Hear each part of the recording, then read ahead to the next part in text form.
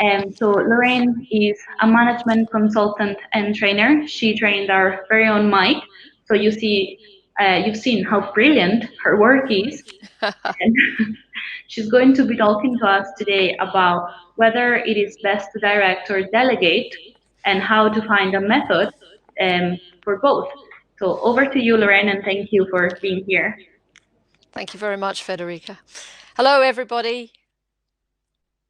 Hi, it's just fabulous to be with you all here this afternoon in sunny London. And welcome to you wherever you've coming into this webinar from around the world. Thank you so much for your interest. I hope you'll find this topic interesting. We are looking at the subject of direct or delegate, but actually that's just the title. I'm looking at 3 or 4 different kind of communication leadership approaches. I'm assuming that, you know, out there you are teachers or teacher trainers or managers, and I hope that you will find this presentation useful regardless of your role at work. It's a topic that is many people ask me to talk about this these days. As a professional coach, I've been a qualified coach now for coming up to 20 years. And so I have a little bit of a bias towards a coaching approach, but we will look now at 3 or 4, and then we will discuss how in the modern working world, how do we connect with each other? How do we influence people to do the things that they are required to do in the workplace and also in the classroom? From the agenda here, you'll see that first of all, we will define some of the terms that we will use, and we'll then look at these leadership approaches, which I'd like to consider during this presentation. I'm going to introduce you then to a little team to kind of base our thinking around. A sidestep to have a kind of a warning around setting expectations, and then I want to work on the body of the talk around knowing me, knowing you, and how we set up dialogue together for effective influence and goal setting and so on. I have a toolkit which I'll offer to you as well. So before we go any further, I do want to say that it's, you know, this isn't a revolutionary talk, really. You know, it's, you know, what is the best way to communicate with people? It's a topic that philosophers have talked about since the ancient Greeks, right through the 20th century. It isn't new. And yet people are crying out for help in the modern world of work, where people are feeling more and more remote from human connection, from having a voice, from disengaged with feeling disengaged with the workplace. Learners who are struggling to keep up with the pressures of education.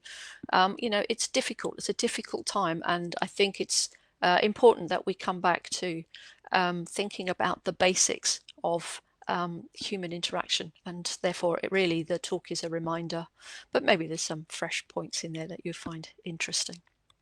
So before we proceed, I'd like to define a couple of the terms. So the first one is communication. What is that? You'll find millions of definitions of communication. This one I've taken from Understanding Management by Robert Daft, which was the main management book for my MBA a few years ago. He said, communication is defined as the process by which information is exchanged and understood by 2 or more people, usually with the intent to motivate or influence behavior. Communication is not just sending information. It means to share, not to speak or to write. Management communication is a 2-way street that includes listening and feedback. Now, for me, this is a very, very useful way to define and to describe communication.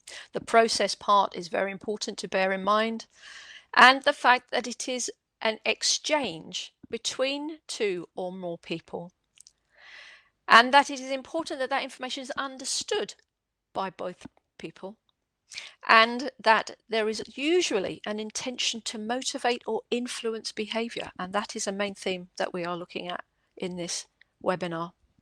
Okay, so the importance of listening and the importance of feedback are brought out loud and clear in this definition. The other definition is a very simple one around leadership, and it doesn't matter to me whether you are whatever your role is, it doesn't matter. Teachers, teacher trainers, managers, department heads, customer services, doesn't matter what your role is. Leadership is innate within all of us. We all have the ability to lead if the circumstances are right. It isn't to do with position. It isn't to do with status. And the definition here is leadership is a process of social influence which maximizes the efforts of others towards the achievement of a goal. And I like that. That's from Kevin Kruse, the writer of, he's a CEO in a big company, but he's also the writer of Employee Engagement 2.0.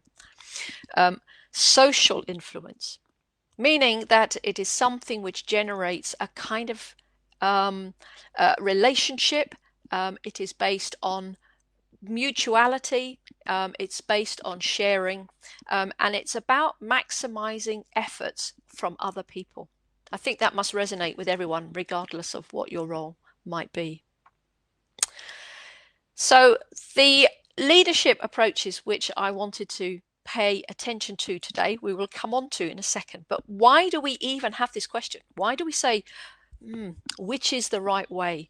You know, how do you influence people to do what you want them to do? My father used to call that the $100 question. That's why I've given this slide this title. How do you influence someone to take on a new task, or to work harder, or to learn something new, or to improve their performance, or persevere with a challenge, take ownership of their work if they're reluctant to do so, or to share their resources, share their expertise, their energy, their time? How do we do this?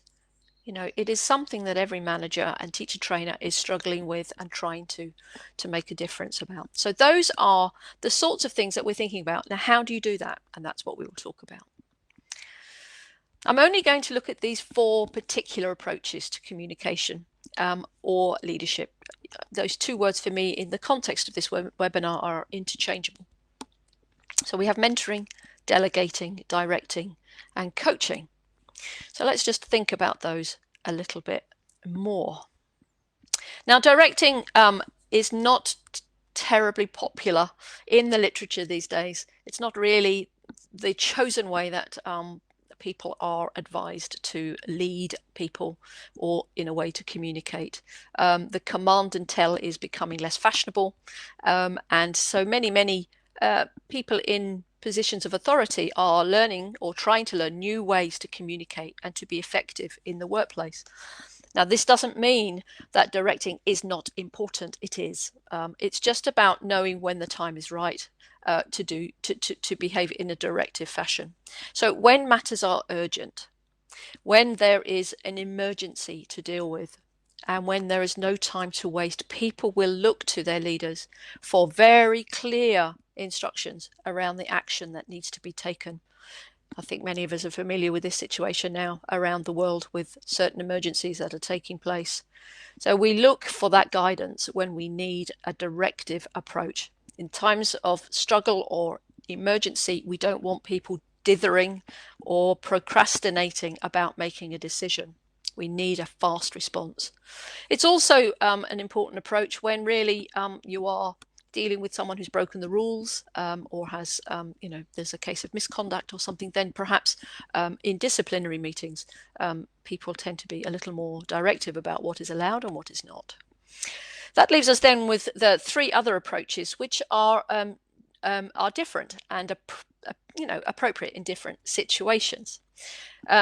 Mentoring is a concept that many teachers and many teacher trainers are familiar with. Teachers make very good mentors when they move into teacher training and such like. It's when the mentor has more expertise in a field than the person they are mentoring. So when a learner is seeking advice from an expert, when you have novice teachers, when you're counseling students, these are situations where mentoring is very, very advisable, very well appreciated from people who really want to learn from the experts. It's also a very appropriate approach when, for example, you're very experienced in one area of work, but you take on some new responsibilities, or you take on some new challenges. Then you may want to work with a peer who is already experienced in that area, and they can act as a mentor for you. Delegating is another option, and it is lovely when somebody wants to step up to the mark, when they want to take on more responsibility, when they want to face a new challenge in their work, and they want to try something, they want to test their hand. We need to be very mindful, of course, of the difference between delegating and dumping. One has to be ready to take on delegation duties. You have to feel that you have the skill set, that the time is right, and that you will get adequate support from the manager who is giving you that responsibility. So it's very, very nice when people want to stretch, when they want to improve their skill set. And it's also wonderful when you have too much to do as a manager and you need to kind of chop up the cake and ask different people to take on different parts of that burden with you. Coaching is, of course, one I'm very familiar with, and the coaching model for communication and leadership is wonderful in situations where perhaps teachers or teacher trainers or colleagues or students have sort of lost their mojo, that they have become somewhat demotivated and they're not really sure what's wrong and how to change these problems they're facing.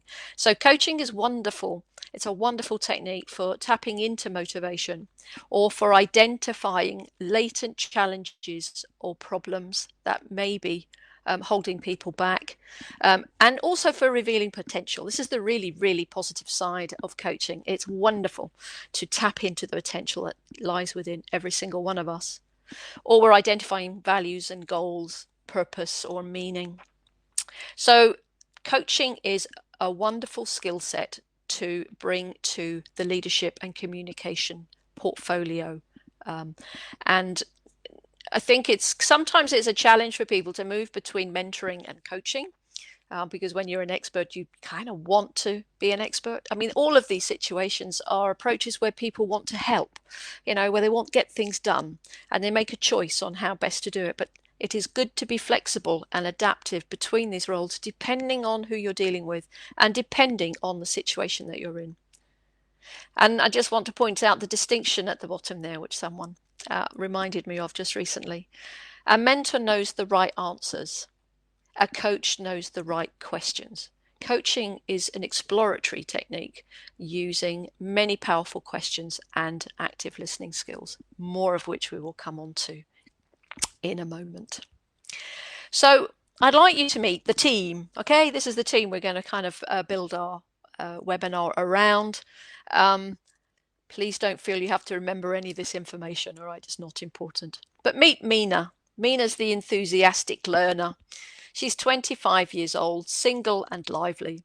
She passed the CELTA 2 months ago and has started her first teaching job. When she left full-time education, she went into hospitality for a while, but it wasn't right for her.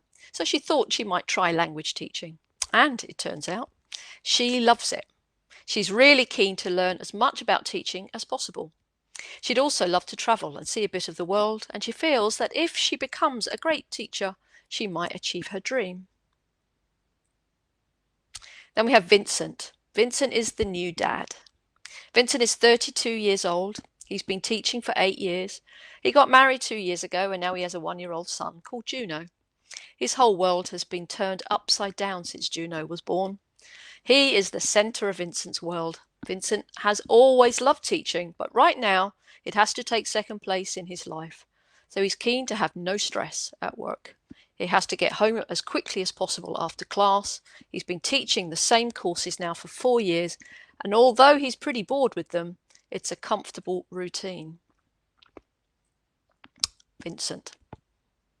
Then we have Nancy. Nancy's the juggler. Nancy's 45 years old. She's a teacher trainer and she loves her work. She has 2 teenage boys and they're pretty demanding, so it's difficult juggling work and home life. She's also divorced, so she doesn't get much time to herself. When she does, she simply falls asleep. People talk about work-life balance, but she's no idea what it means or how to achieve it.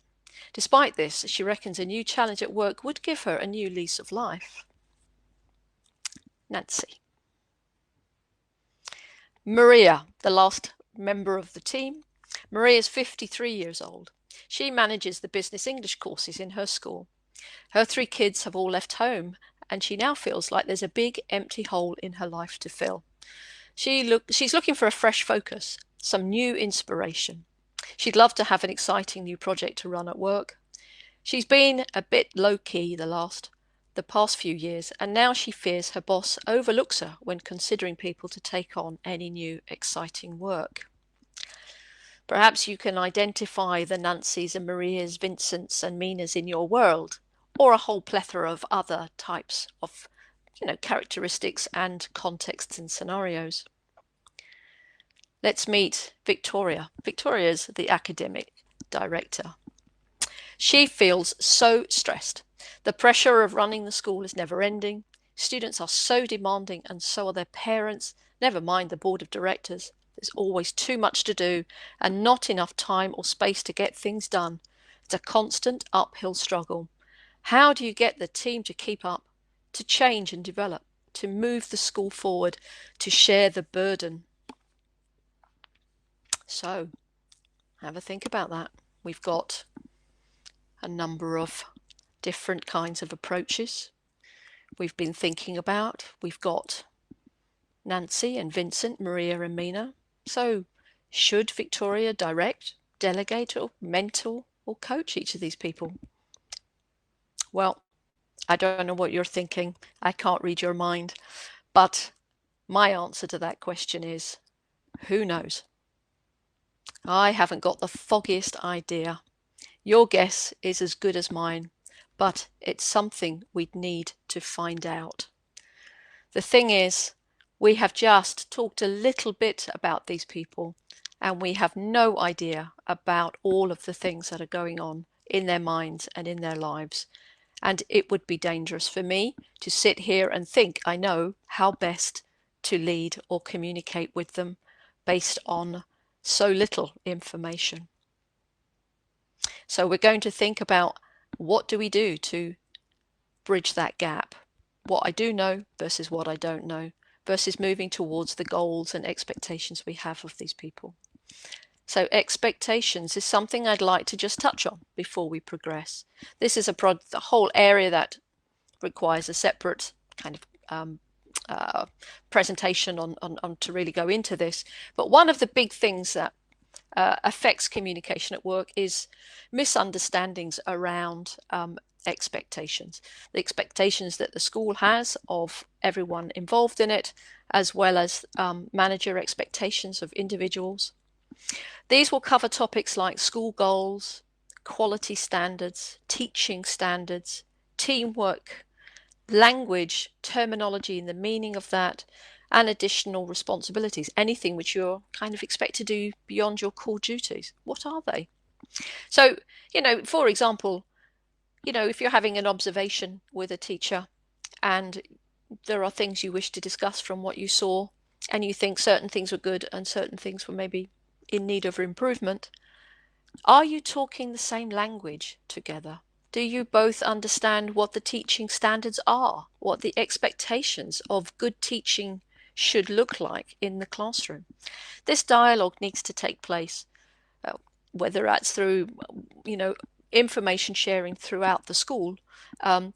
Expectations need to be clarified, and then you have the basis to move forward.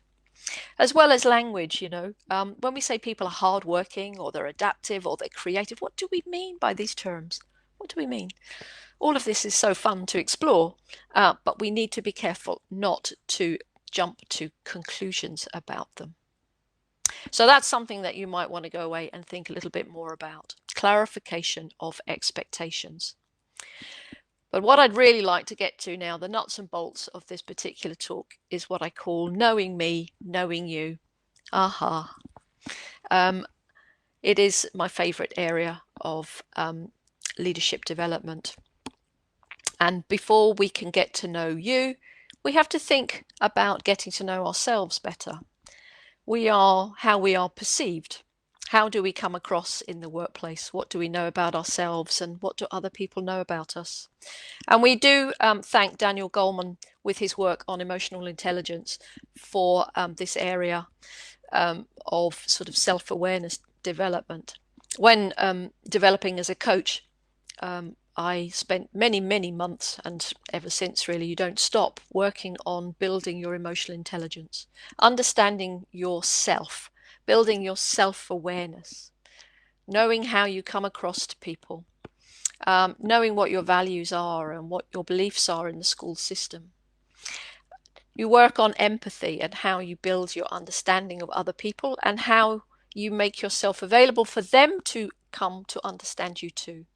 What are your motivations? What matters to you? What do you care about at work and in life? And also of other people. What are their motivations? Do we really know if we do not ask them?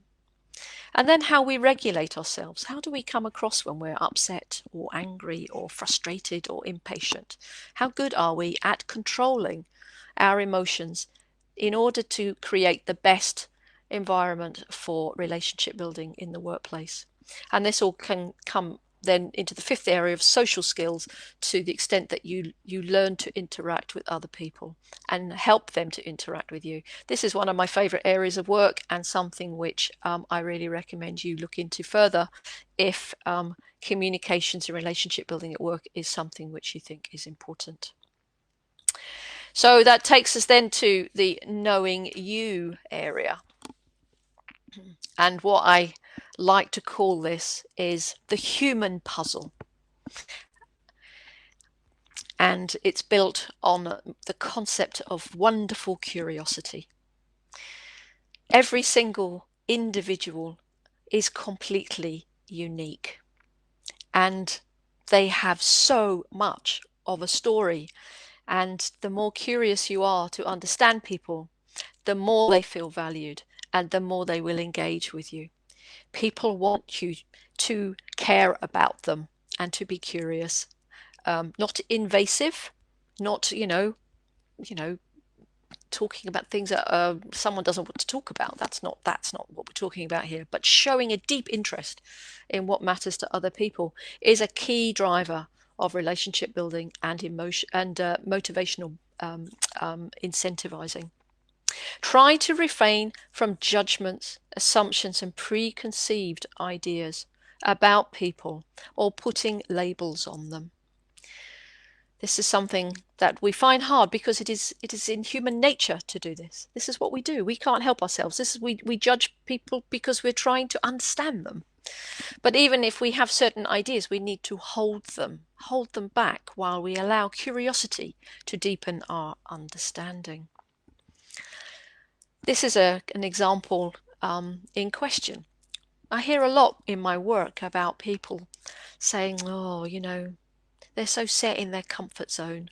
Can't get them out of their comfort zone. They don't want to learn. They don't want to try something new. And so this idea of comfort zone has become very negative in the way we interpret it. Well, I would like to break down that perception. We cannot survive without the comfort zone. The comfort zone is vital to us. We cannot take on new stretch. We cannot experiment with things until we feel safe and comfortable with the things that we need in our lives. And you'll see from the model on the left-hand side here that when the comfort zone is too small, then people do go into a panic zone. And that panic zone prevents them from being effective in so many ways. Of course, what we want, if you see from the picture, the model on the right-hand side, is that we want the comfort zone to be large and the stretch zone then to be kind of half on top. It's not bigger than the comfort zone. So we need to remember that comfort zone is good. It's not a bad thing. And then the stretch beyond the comfort zone is absolutely desirable. And most people, they do want to. They do want to be stretched a bit, but on their terms with the things that they are personally interested in themselves. Nobody goes to work to do a bad job. Nobody goes to work to be unhappy. Everybody wants to give their best. Everybody wants to make a contribution, but they want to have some say in that. And this is something we forget, and that is an important thing to bear in mind. The other model, which I'm always using, is the iceberg illusion. Again, I'm sure you're familiar with this, but it's a reminder, that the amount we know about an individual in the workplace, particularly between leadership and teams, is so small, such a tip of the iceberg compared to the complexity of every human being beneath the surface, where all their beliefs and values and life experiences and everything about them is in the other 99% beyond what we can see. So when we have a real deep interest in wonderful curiosity of the human puzzle, then that is the area we want to find out more about. It is there where motivation lies. It is there where any kind of interest in stretch and challenge lies. And therefore, if we were looking with Vincent and Nancy and Maria, and we would need to be able to say, okay, the information we have about them is just tiny. What else do we need in order to find the bit that motivates them to try something different?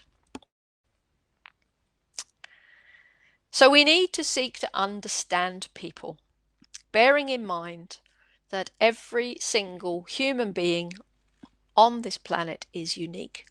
They may share certain things in common, but their makeup is unique to them. And be curious about that uniqueness. And also bear in mind that it is an impossible goal to try to convert people into different kinds of people. No matter how hard people try, and they keep trying, you cannot convert people into someone else unless, as the third point suggests, they want to. Change comes from within, or not at all. You may help them. You may give them an interesting rationale for something.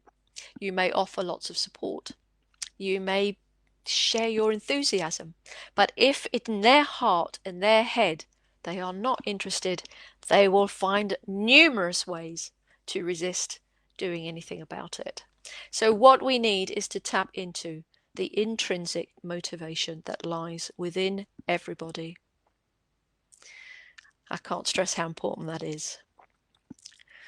And I love this idea. I've kind of, used this quite a lot. The idea that each of us has our own lifeline, our own timeline. It doesn't matter where you lie in this continuum, from your teens to your 20s, 30s, 40s, 50s, 60s, 70s. It doesn't matter. You have your own journey. You have your own personality and characteristics. You have your own life experiences and events which have formed you and made you the person you are. And your job is something which you may have liked and don't like anymore, like even more, want to do something else, want some challenge, maybe don't want some challenge. Who knows? You are, wherever you are on your life journey, and how you feel about your job is unique to you right now. And the same with your professional development. I do believe wholeheartedly that everybody wants to learn and be the best they can be, but they like to have control over that, and they like to be able to build on their comfort zone to do that in the way that works best for them, not for you. And therefore, when we're thinking about how we get people to improve in their job, or how to get them to develop their professional skills, or to help learners learning in the classroom, we need to think about their own uniqueness, their own lifeline, their own timeline. And don't forget the modern world. Oh my, this topic becomes more and more relevant rather than less relevant as every day goes by. The speed of technological change, the speed with which machines are taking over the roles of human beings, people feel lost in a maze of social media, complexity of communications. It is there's so much noise, there's so much going on that people are feeling more and more isolated and more kind of separate from the things which they want to talk about with people and feeling like they are being understood and so on. And I think that now it makes this topic even more important than it ever was before.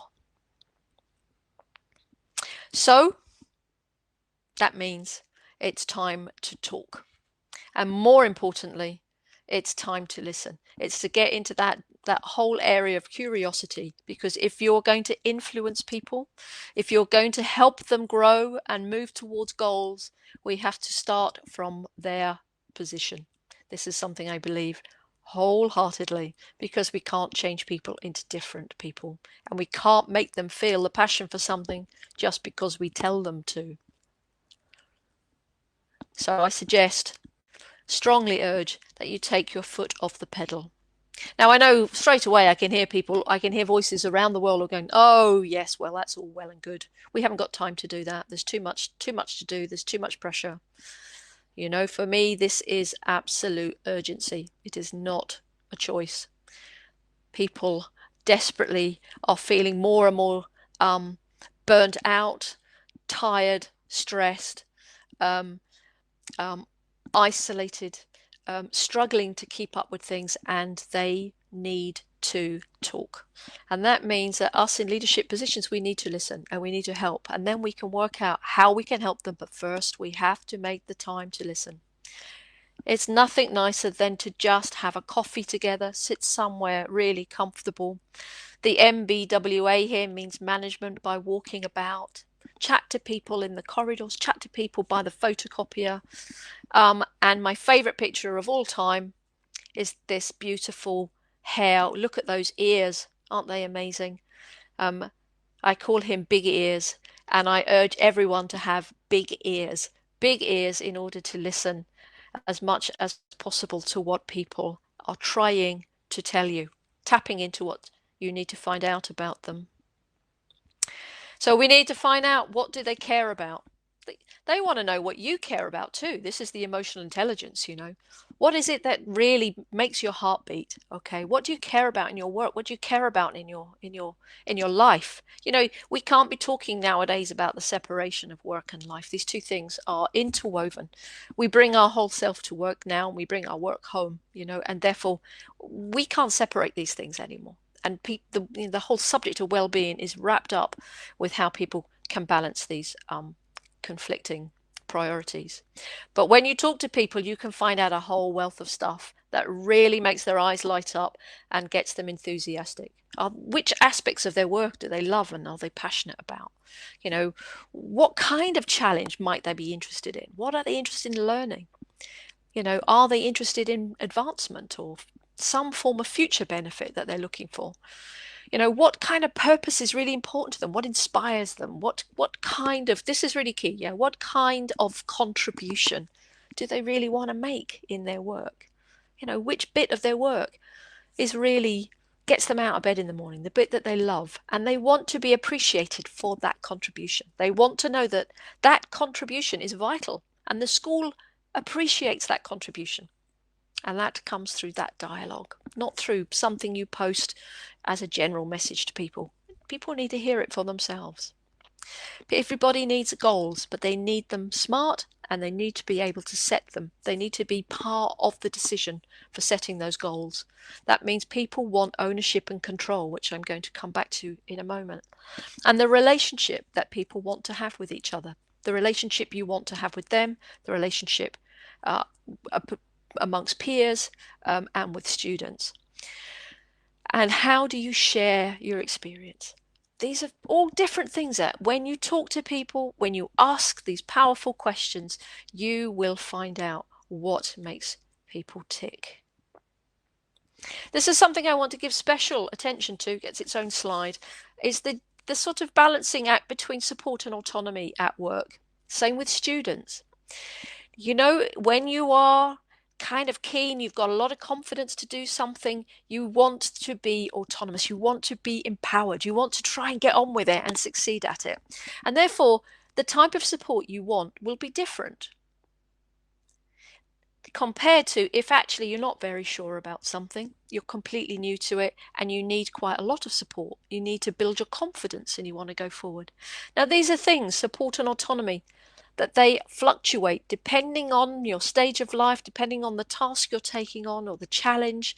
And as managers, as leaders, as teacher trainers, we need to work that out with the other individual. We need to kind of not presume that they want lots of support from us, nor presume the opposite. And one of the things that sometimes happens between coaching and mentoring is that difference between when people want to be told how to do something versus when they would really love to work it out for themselves. This is where our emotional intelligence needs to help us understand which kind of communication approach is going to work most with an individual in a particular situation. And this one is a biggie. This is a biggie. People will feel disengaged when they feel they have lost control of the decisions which affect them, when they don't have a choice, when they don't have a stake in the decisions that are being made.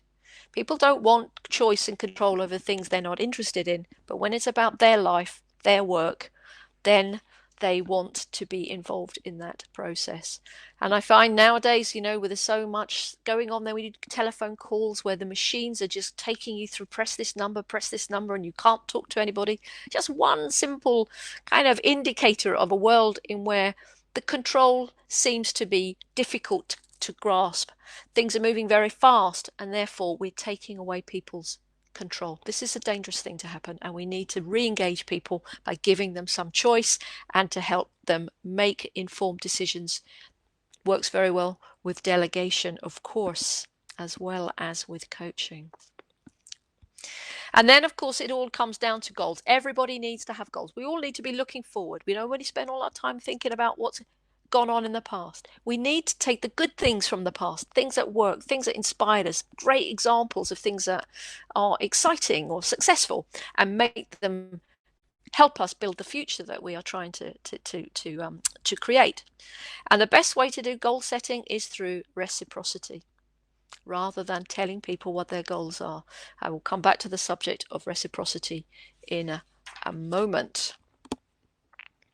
But just before then, it's all obvious, isn't it? We all know this is important. We all know that the talking and the discussion is, needs to happen. So why? Why are we still talking about it in 2020? Why is it not happening as much as it should? What is it that makes a conversation difficult? Well, some of the things can be linked to the obvious things that we would probably immediately think about, like the age difference between people at work or in any particular type of environment. Seniority and status. Sometimes it's very difficult to talk openly and honestly with your boss, or with someone that you think has more authority than you. Cultural differences come into play, life experiences, differences between personality. Are you outgoing and someone else is very kind of lively and extrovert? Do you feel quite shy? Other kinds of differences between you where you feel your values or maybe your interests or strengths are different, and a whole plethora of other things. And of course, what I'm going to say is you have to stop worrying about these things. You have to stop worrying about them, and you have to say, let's talk. Let's sit down and talk, and let's have a chat, And once you start talking and showing that you're simply listening and interested in someone else, these factors start to become less intrusive. In the book Truth About Employee Engagement, Patrick Lencioni talks about these factors, additional factors, which can be quite noticeable in certain cultures or in certain organizations. Might even be the case in your school, I don't know.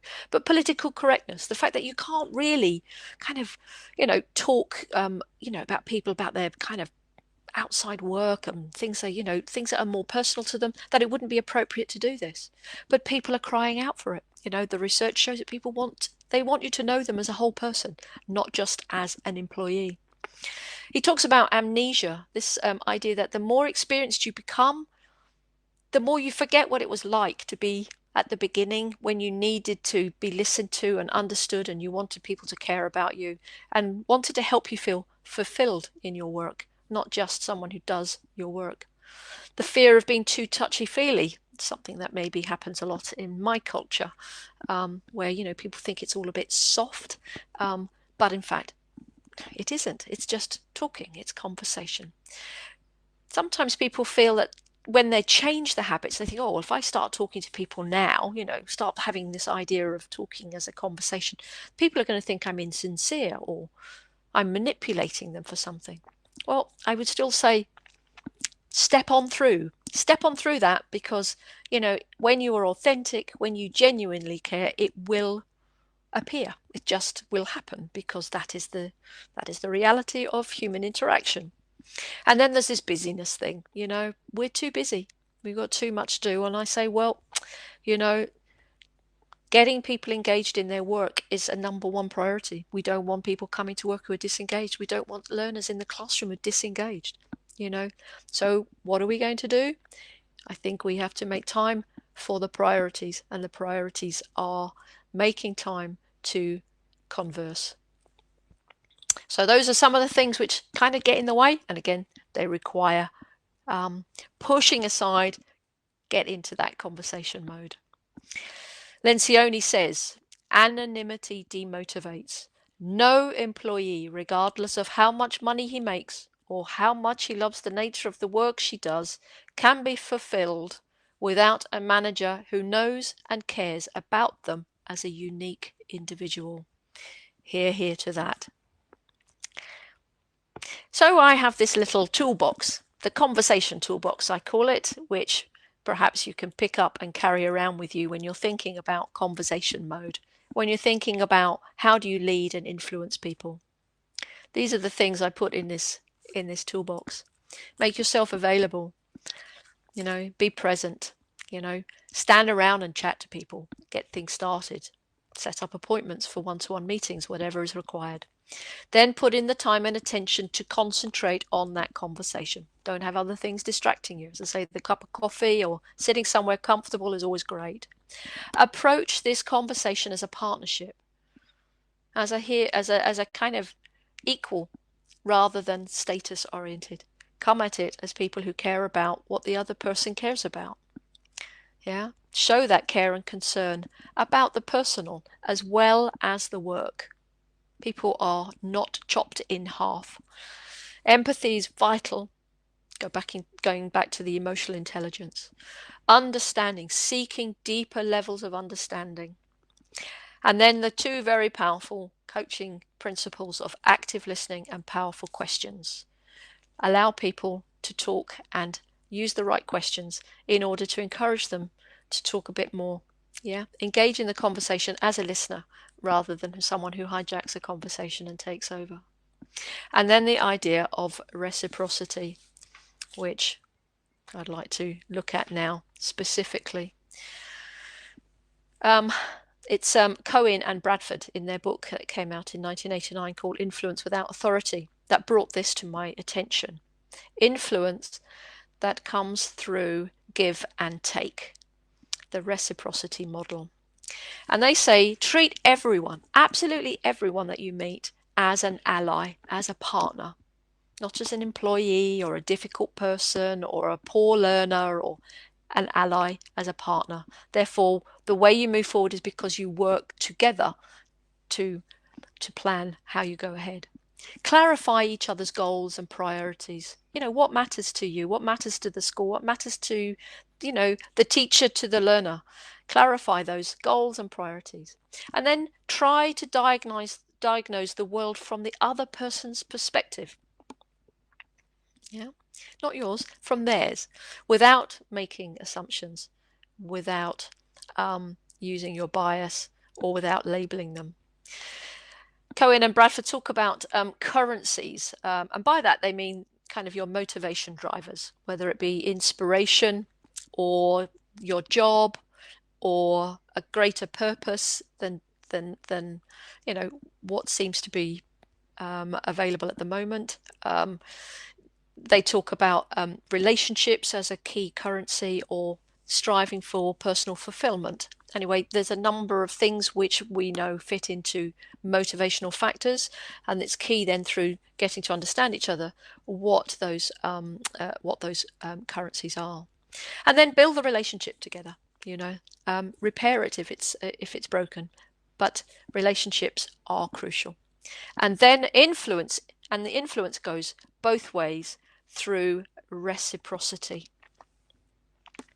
I think give and take is really crucial, and I love this line by Dale Carnegie, all the way back in 1936, 15 million people having read his book, How to Win Friends and Influence People. And he says, to influence people, first you must be influenced. Wow, I think that's really powerful. You have to stop trying to change people. You have to be influenced by them, and then you open up the opportunity to influence them in turn. So, back to what we were starting out thinking about. Which one's best? Mentoring, delegating, directing, coaching. Well, I hope we've understood it. We don't know. We don't know until we understand people better in the place where we are working with them. And then we are able to adapt our communication style and our leadership style in accordance with what works for each individual. So the idea is to move on from this directing model, this sort of tell and command, except in emergency situations, to one of listening and understanding, so that we're able to inspire people through conversation. Way forward. Hey, if you need something to do from tonight or tomorrow morning, meet somewhere comfortable for a coffee with the people that you really want to have this interaction with. Take your conversation toolkit with you. Work out together how to achieve and understand shared goals, and then work out what kind of way works. Do they need direction? Do they need delegating opportunities? Do they want a mentor? Do they want a coach? What kind of role do they want from you or from others around you? And just to finish, because that's it, is this idea of it's a very hot off the press publication by Kate Murphy called "You're Not Listening, What You're Missing and Why It Matters," which I haven't finished reading yet, but it seems pretty profound, because it's talking about how people really feel that they want other people to listen to them. And I think she's hit the nail on the head, and she draws our attention to this Greek philosopher's famous line, which I remind you of because I'm sure we all know it. We have 2 ears and 1 mouth, so that we can listen twice as much as we speak. So I hope you've taken a few things from that you can go away and reflect on, and perhaps make some changes in the kind of influencing arena that you work in your school. Okay, thank you very much. Those are the references, and I would like to just share my contact details there with you. If you would like to continue the discourse with me in a more conversational mode, then that would be fantastic. Thank you very much, everyone, for your attendance and for listening to me for this last 45 minutes. Thank you so much, Lorraine, for a wonderful session.